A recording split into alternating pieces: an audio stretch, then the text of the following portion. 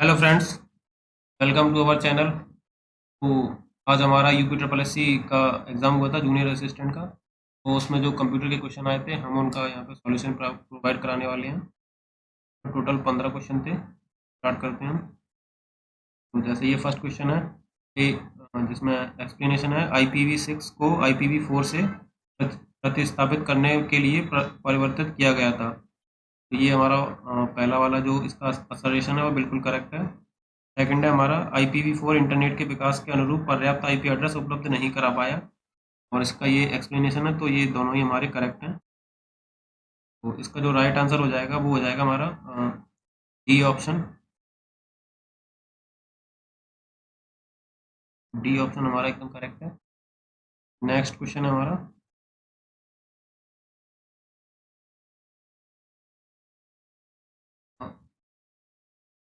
77। तो इसमें है IoT आर्किटेक्चर में IoT गेटवे मुख्य रूप से और क्लाउड के बीच में एक सेतु के रूप में कार्य करता है। तो इसका राइट आंसर है सेंसर, डी।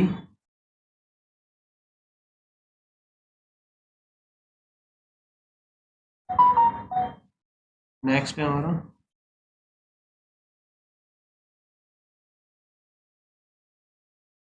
नंबर 68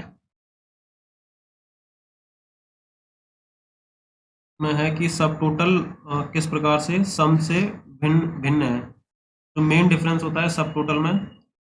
पहला ऑप्शन है यहाँ पे return average institute of some, तो सब टोटल भी क्या करेगा, टोटल रिटर्न करेगा, तो हमारा पहला वाला आंसर गलत हो जाएगा। सेकंड है हमारा subtotal ignores manually hidden rows with filters. ये इसका करेक्ट आंसर है। थर्ड है हमारा subtitles ignore text cells. ये रॉन्ग है। और option D includes hidden row, ये भी रॉन्ग है हमारा, तो हमारा ऑप्शन बी इसमें करेक्ट है। नेक्स्ट है हमारा कौन सा उपकरण होम नेटवर्क के एकाधिकरण उपकरणों द्वारा पहुंच वाला केंद्रीयकरण स्टोरेज प्रदान करता है। फर्स्ट ऑप्शन है इसमें HDMI स्प्लिटर, जो गलत होगा। मॉडेम मॉडेम का काम ये नहीं होता है। और थर्ड है हमारा नेटवर्क अटैचमेंट स्टोरेज, तो नेटवर्क अटैचमेंट स्टोरेज हमारा राइट आंसर होगा। तो ये राउटर हमारा रॉन्ग होगा।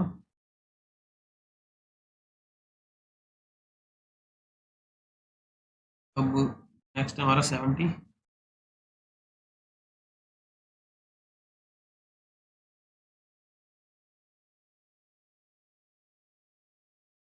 मैक मैक एड्रेस के रूप में निम्नलिखित में से कौन सा कथन सही है।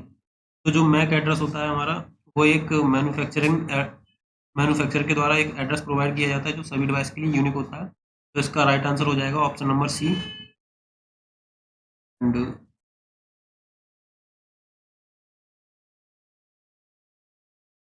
71। 71 में हमें मैचिंग करनी है। तो मैचिंग के लिए हम यहाँ पे सबसे पहले देखते हैं कि ऑप्शन ए दिया है हमें। ऑप्शन ए दिया है जीपीयू। जीपीयू जो है हमारा कनेक्ट होगा dedicated processing of graphics and visual data. GPU में जो जी होता है वो ग्राफिक्स के लिए होता है। और ऑप्शन बी है रैम, तो रैम हमारा टेम्परेरी डेटा स्टोरेज के लिए यूज होता है।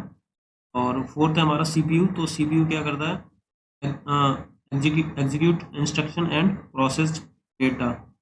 तो डी का हो जाएगा सेकंड। और डी का सेकंड केवल एक ही है, यहाँ से हम कंफर्म भी कर सकते हैं।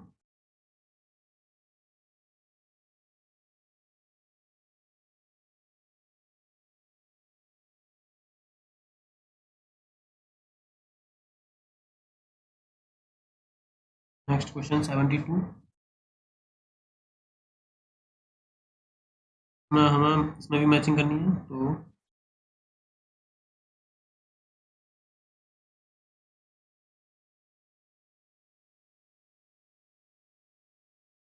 क्लोबाइट में जो है 1024 MB होंगी, KB होंगी, सॉरी। हाँ, रॉन्ग रॉन्ग। किलोबाइट्स में 1024 बाइट्स होंगी। और गीगाबाइट में 1024 MB होंगी। टेराबाइट में हमारी होंगी 1024 GB। और मेगाबाइट में होंगी 1024 KB। तो इसका जो राइट आंसर होगा वो हो जाएगा हमारा मेगाबाइट और जीबी, और डी का 3 और ए का फर्स्ट। ऑप्शन ए हमारा करेक्ट आंसर होगा।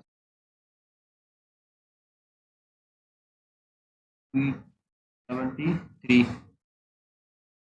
में जैसे फर्स्ट ऑप्शन है हमारा ई प्रोम। तो ई प्रोम जो होता है वो होता है इलेक्ट्रॉनिकली इरेजेबल एंड प्रोग्रामेबल प्रोम। तो ए का हो जाएगा फोर्थ ऑप्शन, और यहाँ पे एक ही ऑप्शन है ए का फोर्थ जिसमें दिया है correct option C. Next question है 74। In natural language processing NLP what does tokenization refers to.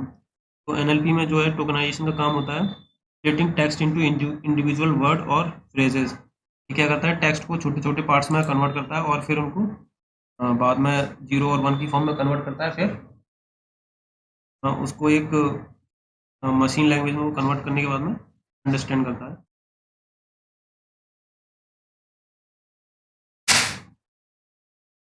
Next question 75। Excel cell संदर्भ के बारे में सही कथन को पहचानिए। तो इसमें हमारा जो पहला ऑप्शन है cell referencing are not used in formulas, ये हमारा गलत है। सेल रेफरेंसिंग हम फार्मूला में यूज करते हैं। सेकंड ऑप्शन है B mixed referencing is not possible in Excel, ये भी रॉन्ग है। मिक्स्ड रेफरेंसिंग होती है एक्सेल में।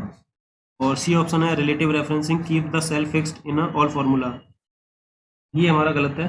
रिलेटिव रेफरेंसिंग में सेल जो है ना फिक्स नहीं रहती है, चेंज होती रहती है। और absolute referencing use dollar to lock the row और कॉलम रेफरेंस, ये इसका करेक्ट आंसर है option number D. Next question number 76। Domain domain name system में हमें इनकरेक्ट बताना है। फर्स्ट ऑप्शन है DNS uses TCP for zone transfer UDP और क्वेरी, ये हमारा एकदम करेक्ट है। DNS caching improve the network efficiency, ये भी करेक्ट है।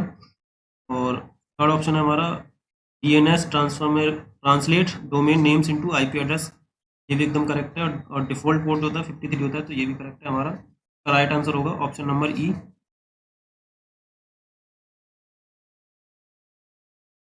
Next question 77। The device or software that act as an intermediate between client request and server response on the internet is known as। तो client request और internet के बीच में जो होता है वो होता है हमारा server. Option number B will be correct. Next 78। A social media account that frequently interact with and amplify disinformation using automation is often called as an। तो इसमें जो राइट आंसर होगा वो होगा option number D boat. Boat जो है automatic work करते हैं। आपने देखा भी होगा जैसे पबजी में जैसे कुछ प्लेयर कम रह जाते हैं तो उसमें बोट डाल दिए जाते हैं और वो automatic as a real player work करते हैं। Question number 79। is a method to deceive victim by altering an email address or URL, while is a method to trick users into providing sensitive information like login credential। तो यहाँ पे दिया है information like login credential providing sensitive information. तो sensitive information को जब हम कोई भी यूज़र हमसे ले लेता है क्रेडेंशियल, तो ये एक फिशिंग होता है, ठीक है। और पहला वाला जो ब्लैंक है उसमें is a method to deceive victim by altering an email address और यूआरएल। तो ईमेल एड्रेस को बार बार चेंज करके कोई हमें रिक्वेस्ट भेजता है, तो ये एक स्पूपिंग होती है, ना कि ईमेल बॉम्बिंग।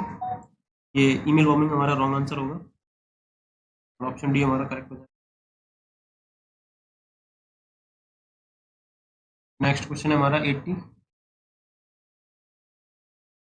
80 में हमें बताना है एमोल्ड डिस्प्ले और एलसीडी रेटिना ई इंक। तो ऑप्शन डी को अगर हम देखें, ई इंक जो होता है ना वो हमारा जैसे पीडीएफ रीडर होते हैं किंडल वगैरह उनमें यूज़ होता है, तो इसका डी का हो जाएगा सेकंड ऑप्शन करेक्ट।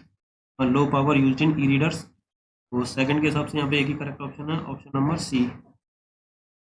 तो अगर आपको हमारी वीडियो अच्छी लगी तो please subscribe this channel and we will provide many more solution of for exams.